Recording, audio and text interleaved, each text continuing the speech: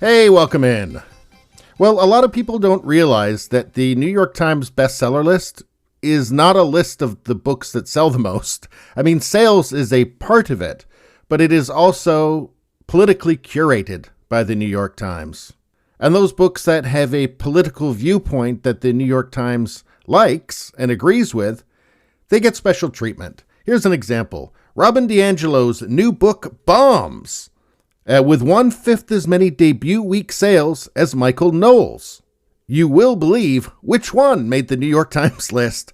Yeah, did Michael Knowles, the conservative, make it with 5 times as many book sales, or did Robin DiAngelo make it with 1/5 as many book sales? Let's see, which one is a dogmatic leftist race conspiracist? Oh yeah, that would be Robin DiAngelo. So she's on the list. Now keep in mind, her previous book sold 1 million copies. White Fragility, Why It's So Hard for White People to Talk About Racism, which should have been titled, Sit Down and Shut Up, You Bigot. Yes, she's the person who says that not only is she racist, all white people are racist. In fact, everything's racist. And in fact, not agreeing with her is racist. Not agreeing with anything she says is, of course, racist, because it's the magic spell. It's a magic spell that makes everybody incapable of talking or reasoning out loud. Anyway, her new book is bombing. I wonder why. I wonder if maybe this dogmatic crackpot racial theory that she's been pushing, and that the left in general has been pushing, I wonder if it's now becoming... I wonder if saying, white people bad ad infinitum is starting to really work, and now people won't buy her book because she's white. I wonder. I mean, personally, my feelings are we should just treat other people the way we want to be treated and maybe not judge people on immutable characteristics. But hey, that's crazy. That's far right, isn't it? Isn't that far right now? Anyway, let's see. Robin DiAngelo's new book sold fewer than 3,500 copies in its first week, suggesting that people are tired of the sort of racial lectures, and let's face it, just crackpot racial theories, that sold 1 million copies of her earlier white privilege. Let's all just hope so, really. Anyway, yet the New York Times placed it on the new bestsellers list, which the week prior entirely omitted Daily Wire host Michael Knowles' book on censorship, Speechless, despite selling 18,000 copies in a week. So one sells 3,500 copies, it's on the bestseller list, and the other sells 18,000 copies in a week. So I'm going to suggest that they're politically curating that list. I mean, why would they do that? Let's see. New York Times staff revolt over Tom Cotton's op-ed. Why journalists publicly revolted against the senator's op-ed, calling on Trump to send in the troops. A backlash culminating in the opinion editor's resignation.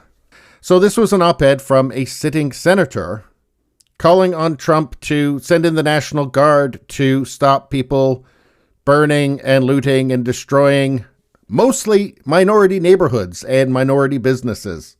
And the New York Times staff did not like that at all. And they revolted and got really angry and I think cried and screamed too. Because I guess that's what the New York Times is now. I guess that's the state of modern journalism. The staff at the New York Times thinks that they should be able to tell you what to think and what you can hear and what information is relevant, including when it comes from a sitting senator. So yeah, Robin DiAngelo in, Michael Knowles out. Let's take a look at her new book. It's called Nice Racism by Robin DiAngelo. The ways white progressives may cause daily harm to people of color. Yeah, that's because you could never win, right? There's no end to this. There's no solution, right? It's just keep finding oppression.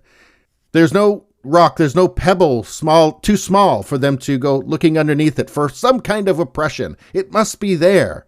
Again, if it's not there, Robin DiAngelo's out of a job. Hey, she sold 1 million copies of White Fragility. This is profitable. But it does show you that there is no way out. There's no solution. You can't win that game, okay? You can't be good. Because now being nice is racist, too. Just being nice is racist. And this is specifically for white progressives, because they may be causing daily harm to people of color, I guess, by being nice. So you have to stop that.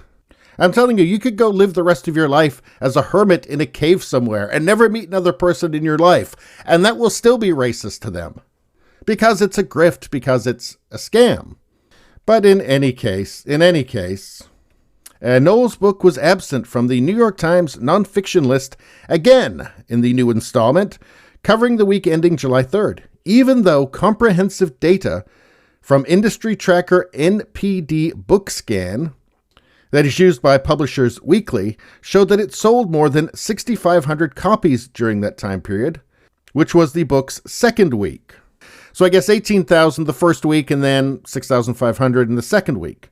Now the second week total was about double DiAngelo's figure, even though debut weeks include all pre-sales and are typically a book's best week. However, White Fragility's mammoth sales could be attributed partly to institutions making the book mandatory reading for teachers, college students, and others, as opposed to a book individuals buy upon release because they are eager to read it. So this goes along with the fact that people like Rob and DiAngelo and people who really believe these ideas that they hold, or at least pretend to, are a fringe. This is not most people, but they're very popular with institutions like colleges. They're popular with teachers. They're popular with institutions that can buy a bunch of copies of the book and then force other people to read it, or to at least say that they read it. Anyway, under typical formulas, White Fragility's 1 million copies sold would mean about $4 million in royalties to the white anti-racist author. So she's made a lot of money. Let's see. So it made it onto the New York Times bestseller list. On Amazon, it was ranked 2,288 amongst all books on Amazon, where it had only 13 reviews, many of them sarcastic. Surprise, surprise. Let's see. Knowles' book, whose full title is Speechless, Controlling Words, Controlling Minds, and which was released on June 22nd, is ranked 23 on Amazon, where it has 178 reviews. So let's take a look at that book. Here it is, Speechless, Controlling Words, Controlling Minds. Well, wait a second. That sounds like what the New York Times does, right? I mean, let's see. The New York Times staff revolt over Tom Cotton's op-ed. I wonder why they wouldn't want this book on their bestseller list, huh? Let's see. The process of persuasion and education that ensues from that act of speech constitutes politics. If we are to master our political future, we must not merely demand the right to speak. More importantly, we must have something to say. Ooh, well, I don't think the New York Times is going to like that. Not at all. Let's see. To call something politically correct is to acknowledge that it is not correct, at least by the standard of reality. Oh, you mean like saying like only white people can be racist? Yeah, I think probably something like that. Let's see. According to political correctness, words do not describe reality. They constitute it. So that if I say that like my gender is attack helicopter, well, that is just true. Why? Because I said it. And if you disagree with me, that is very politically incorrect. Well, let's see. Conservatives never seem to fight back. They can't even seem to keep up. Well, that's true. And that's a sad statement. Although maybe it's starting to turn around. So anyway, this is a book on free speech and about how important free speech is. Now, in fairness to the New York Times, they do have Bill O'Reilly on here. But this isn't actually a political book. It's about the mob. It's about organized crime in the United States during the 20th century.